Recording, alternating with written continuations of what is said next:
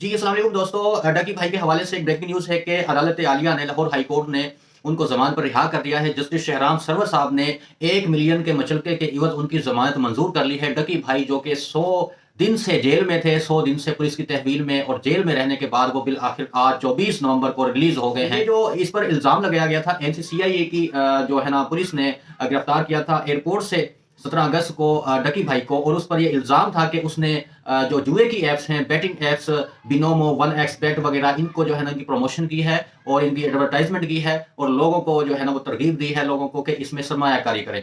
इस पर ये इल्ज़ाम था जिसके तहत इसको गिरफ्तार किया गया। उसमें फिर इसकी जो है ना बेल जो है वो सेशन कोर्ट से खारिज हो गई। उसके बाद इसको जो है जुडिशियल कर दिया गया और 100 दिन बाद आज ये ज़मानत पर रिहा हो रहा है।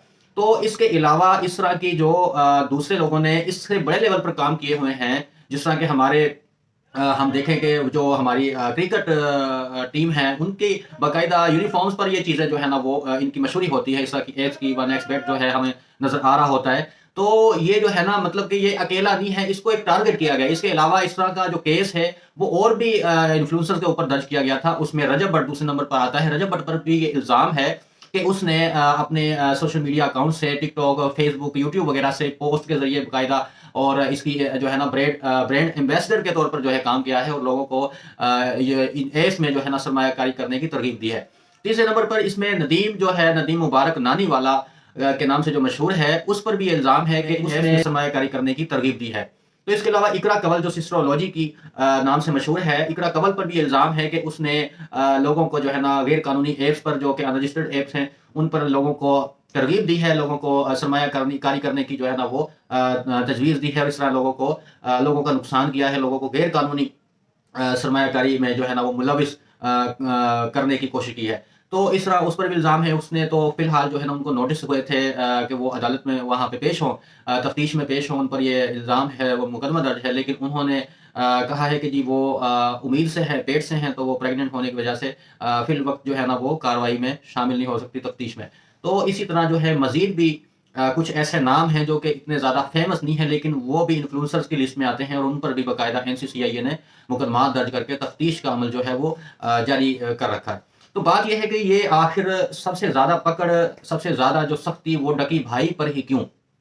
अब ये नाज़रीन देखा जाए तो ये डकी भाई पर जो ये केस बना, ये बना उस वीडियो के बाद में जब इसने एक 12 करोड़ का घर खरीदा था। इसने बताया कि ये जो घर मैं खरीद रहा हूँ, ये मेरी बिगेस्ट जो है ना वो परचेज़ है और ये बहुत बड़ा जो है ना मेरा लाइफ़ का एक अचीवमेंट है। ये एक बहुत बड़ा जो घर उसने दिखाया वीडियो में, और जिसके बारे में बाद में ये जब वो गिरफ्तार हुआ तो उसके बारे में ये अफ़वाहें भी जो है ना वो गर्दिश की कि वो तो एक फ्रॉड था और वो घर उसने खरीदा नहीं था। वो एक डीलर को जो है ना पैसे देकर उसने वीडियो बनाई थी उसकी। तो ये जो है ना उसको शो ऑफ करना महँगा पड़ गया। डकी भाई को जो शो ऑफ करना जो है ना वो बहुत महँगा पड़ गया। तो ये जो है ना पाकिस्तान में अगर आप किसी तरह से खुशहाल हो जाते हैं, अल्लाह ताला आपको नवाज़ देता है, तो सबसे पहले आप अपनी खैर मनाएँ, क्योंकि लोग जो है ना, हमारा ये कल्चर है कि जो भी बंदा जो है प्रोग्रेस करता है या वो कोई अचीवमेंट करता है, तो लोग दूसरे जो है ना वो उसकी टाँगें खींचते हैं। उसको जो है ना वो टारगेट करते हैं और उसको जो है वो नीचे गिराने की कोशिश करते हैं। तो इसी तरह मैं समझता हूँ कि इस केस में भी हुआ है, डकी भाई को टारगेट किया गया है। अब किसके कहने पे किया गया है और क्यों किया गया है? एक शेर है ना, अपने ही गिराते हैं नशेमंद पे बिजलियाँ, औरों को क्या पड़ी कि रुसवा करें हमें।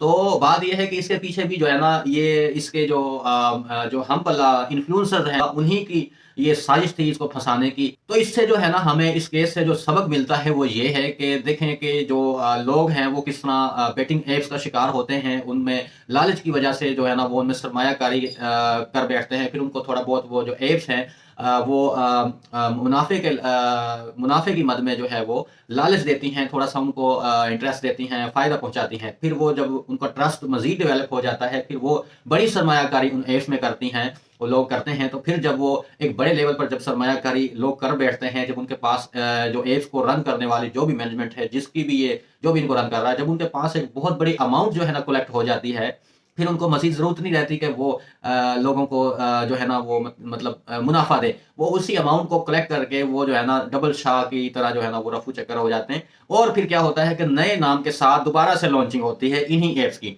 फिर नई ऐप्स नए नाम से वही लोग आते हैं, फिर लोगों को जो है ना वो छोटे लेवल पर सरमायाकारी करने वाले लोगों को शुरू-शुरू में वो मुनाफ़ा देते हैं, फिर इस तरह वो बढ़ाते जाते हैं। इसी तरह जब वो एक पीक लेवल पे आके जो है ना, जब वो उनके पास बहुत ज़्यादा ह्यूज अमाउंट जो है ना वो इन्वेस्टमेंट की मद में जब उनके पास इकट्ठी होती है तो फिर वो जो है ना गायब हो जाते हैं। ये एक बाकायदा तरीका, ये कोई नया तरीका नहीं है। ये बहुत सालों से और बहुत अरसे से ये जो है ना तरीक़ेकार चलता आ रहा है और लोग जो है ना इसका शिकार होते आए हैं हमेशा, और लोग जो है ना इसमें मज़ीद भी जो है ना वो इसका शिकार हो रहे हैं। ऐसा नहीं है कि लोग जो है वो इससे जो है ना सबक हासिल करके इनसे अवॉइड करें, लेकिन लोग क्योंकि कहते हैं ना कि जब तक लालची लोग ज़िंदा हैं तो जो फ्रॉडी लोग हैं ना, जो स्कैमर्स हैं वो भूखे नहीं मर सकते, उनका कारोबार चलता है। तो जब तक ये लालची लोग ज़िंदा हैं, इस तरह के जो है ना वो ऐप्स और इस तरह के धंधे जो है चलते रहेंगे और ये काम होते रहेंगे। इसलिए जो लालच है ना, लालच जो है वो कहते हैं ग्रीड इज़ कर्स, लालच बुरी बला है। जब तक आप लालच में पड़ेंगे, आप नुकसान उठाएँगे, क्योंकि ये एक ऐसा बिज़नेस है, ऐसा काम है, इसमें आपको जब आप देखते हैं कि आपको प्रॉफ़िट आ रहा है, फिर आप इसमें मज़ीद जो है इन्वेस्टमेंट करते जाते हैं। फिर आप देखते हैं कि जी मैंने ज़्यादा इन्वेस्टमेंट की, उसके हिसाब से मुझे ज़्यादा प्रॉफ़िट आया, फिर आप और ज़्यादा ह्यूज इन्वेस्टमेंट करते हैं। लेकिन अब आपको उसमें ये जो है ना नहीं पता होता कि कब ये जो है ना ऐप्स बंद हो जाए, आपका विथड्रॉ खत्म कर दें और ये रफू चक्कर हो जाए। तो इसलिए आप इनके रहमो करम पर होते हैं, ये अपनी मर्ज़ी से ही आपको ये प्रॉफ़िट देते हैं और अपनी मर्ज़ी से ही ये इन ऐप्स को ये चलाते हैं, और जब इनका जो है ना वो टारगेट पूरा होता है, गोल अचीव हो जाता है, ये वो सारा कुछ जो है ना वाइंड अप करके गायब हो जाते हैं। तो ये एक तरीका वारदात है, इसमें हमें सबक ये मिलता है कि हमें ऐसी ऐप से इज्तनाब करना चाहिए, और इस तरह के कोई भी चाहे इन्फ्लुएंसर जो है ना वो आपको इस तरह की तरगीब दे, उसका ये मतलब नहीं होता कि अगर कोई मशहूर बंदा है तो वो जो है ना वो सच बोल रहा होगा। इस तरह के देखें डकी भाई केस आपके सामने एक वाज़ेह मिसाल है कि कोई भी बंदा, कोई भी कितना ही मशहूर क्यों ना हो, अगर वो किसी चीज़ की एडवर्टाइज़मेंट कर रहा है तो उसका ये मतलब हरगिज़ नहीं है कि वो जो वो कह रहा है वो 100% दुरुस्त होगा या उसमें जो है ना वो कुछ गलत नहीं हो सकता। इसलिए कभी भी जो है ना किसी को अंधी तकलीद ना करें, अंधा धुंध फ़ॉलो ना करें। अगर कोई बंदा आपको सजेशन कर रहा है, तरगीब दे रहा है किसी चीज़ की, उसको आप पहले से खुद से जो है ना वो एनालाइज़ करें। अगर आप जो है उसको खुद से जो है एनालाइज़ एनालाइज़ करके मुतमईन हैं, फिर उस पे काम करें। लेकिन ये तो जो है ना ये फिर भी एक लालच का जो है ना वो बिज़नेस है, तो इसमें फिर भी लोग लालच में पड़ते हैं। तो इसमें जो है ना जब तक लालची लोग ज़िंदा हैं, ये जो है ना फ्रॉडिया लोग जो है ना वो तरक्की करते रहेंगे, उनका बिज़नेस चलता रहेगा। तो बात ये है कि लालच में ना पड़ें, और कोई भी जो है ना इन्फ्लुएंसर, कोई भी जो है ना कितना ही मशहूर व्लॉगर है, यूट्यूबर है, कोई भी है, वो आपको किसी तरह की भी जो है तरगीब देता है, आप उसकी अंधी तकलीद ना करें। This is the point to be noted. ये सबक जो है ना आपको इस केस से हासिल हो जाना चाहिए। तो दोस्तों, इस वीडियो से मैं उम्मीद करता हूँ आपको इस्तेफ़ादा हुआ होगा, और इंशाल्लाह नेक्स्ट मैं हाज़िर होऊँगा इंशाल्लाह आपके सामने नेक्स्ट टॉपिक में, नेक्स्ट वीडियो के साथ। तब तक के लिए मुझे इजाज़त दें। अच्छा, अगर आप वीडियो अच्छी लगी हो तो लाइक कर दें, अगर आप चैनल पर नए हैं तो इसको सब्सक्राइब कर दें, और अपनी राय जो है वो और अपने ख़यालात का इज़हार कमेंट सेक्शन में ज़रूर करें, ताकि मुझे भी आपके व्यूज़ का, आपके आइडियाज़ का पता चले। उस हिसाब से मैं मज़ीद जो है ना आपके लिए वीडियोज़ लाता रहूँ। तो ठीक है जी व्यूअर्स, इंशाल्लाह मिलते हैं नेक्स्ट वीडियो में। अल्लाह हाफ़िज़। शुक्रिया।